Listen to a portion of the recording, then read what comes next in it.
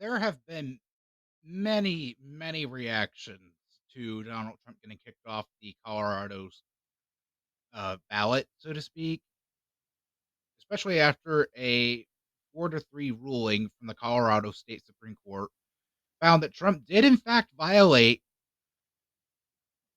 Section 3 of Article 14 of the Constitution.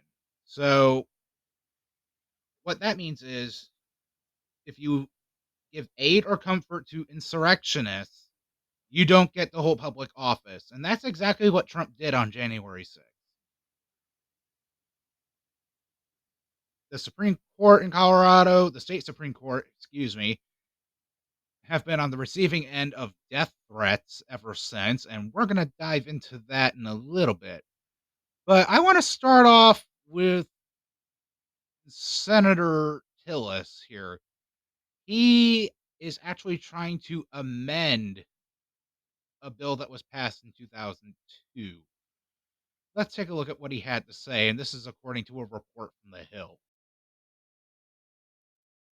Regardless of whether you support or oppose former President Donald Trump, it is outrageous to see left-wing activists make a mockery of our political system by scheming with partisan state officials and pressuring judges to remove him from the ballot. American voters, not partisan activists, should decide who we elect as our president. The Constitutional Election Integrity Act would put any constitutional challenges in the sole place they belong, the U.S. Supreme Court. Okay, so couple things here.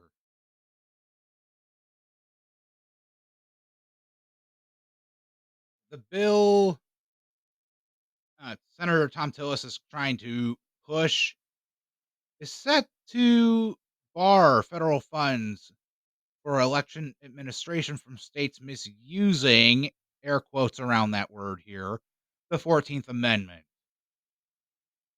Misusing the 14th Amendment. You mean like making sure somebody is actually held accountable? Also, according to Raw Story, the bill aims to amend the Help America Vote Act of 2002, adding language to the law stating that the Supreme Court has the sole jurisdiction to decide claims arising out of Section 3 of the 14th Amendment of the Constitution of the United States of America. The bill actually came about the same day Trump was quite rightfully booted off the Colorado ballot. So, Tom, you're pretty mad, aren't you? Oh, Jesus God. We have idiots doing idiotic things because they're idiots. That's the joke. There is no joke. That's the fucking joke. Really? This is the level of stupidity we're resorting to? Oh my god. But we do also have Trump supporters who are threatening these judges. All right, so it took me a second to find the article. So let's dive into the threats that these Colorado judges are facing. One user wrote on a pro Trump forum, "This ends when we kill these fuckers." Keep in mind, this is a call to violence, a call to murder. It is wrong, plain and simple. Another one says, "What do you call 7 justices from the Colorado Supreme Court at the bottom of the ocean? A good start."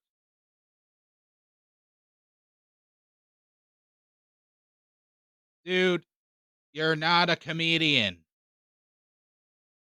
You're a putz living in your mother's basement, pissed off that Trump got kicked off the ballot for supporting insurrectionists. For fuck's sake.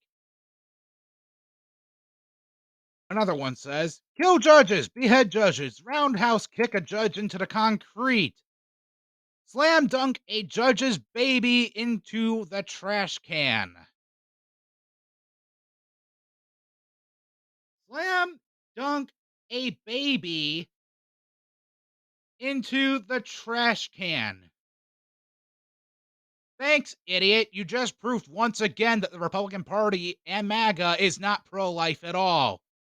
It is all about controlling women. Oh my God. This report from NBC News goes on to point out a pattern, and I'm just going to read this to you in its entirety, and I'll even include the link of this in the description. The threats fit into a predictable and familiar pattern, seen time and time again after legal developments against Trump. Bear with me, guys. I've had a long day recording. After the FBI searched Trump's Mar-a-Lago home in Florida, a man who had been at the U.S. Capitol on January 6, 2021, attacked the FBI field office in Cincinnati with a nail gun while holding an AR-15 style rifle. Oh, is it bad that I can actually picture what that looked like in my head? The NBC report continues. When a grand jury in Georgia indicted Trump, some of his supporters posted the grand jurors' addresses online. They doxed them. That's what they did. They doxed them in the hopes that someone would go hurt and or murder them. These people are sick. When the U.S. District Judge Tanya Chutkin was assigned to the special counsel Jack Smith's federal election interference case against Trump, she faced she faced threats from Trump supporters. No surprise there. A federal appeals court pointed out the pattern when it upheld a narrow gag order against Trump in his election interference case this month, noting that those he publicly targets are often threatened and harassed. No shit. Ugh.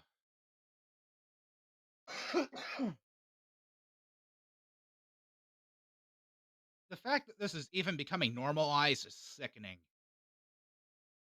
The fact that people are not even bothered by this is sickening.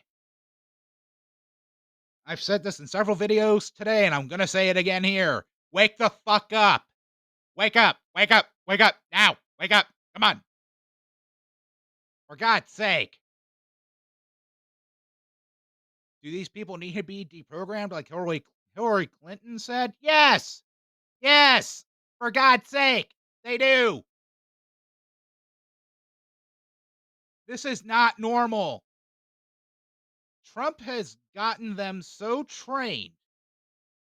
Actually, let me back up a little bit. In the past, Trump would actually post va- thinly veiled messages about these people. What he would do is rant and whine like the little bitch that he is, which would rile up his idiot supporters, and they would go on and threaten these people. Now, he hasn't said shit for dick about this ruling, in particular on social media, on Truth Central, or however the fuck he butchered his own failing social media site's name. They are so well trained, it is like Pavlov's dog. They hear the bell and they're off. Hold on, I actually got a sound effect. They hear the bell and they're off. This time, he didn't have to do any of that.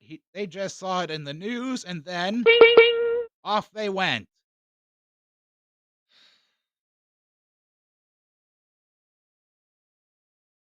This is not normal. And the fact that there are people who are normalizing this need to wake the fuck up.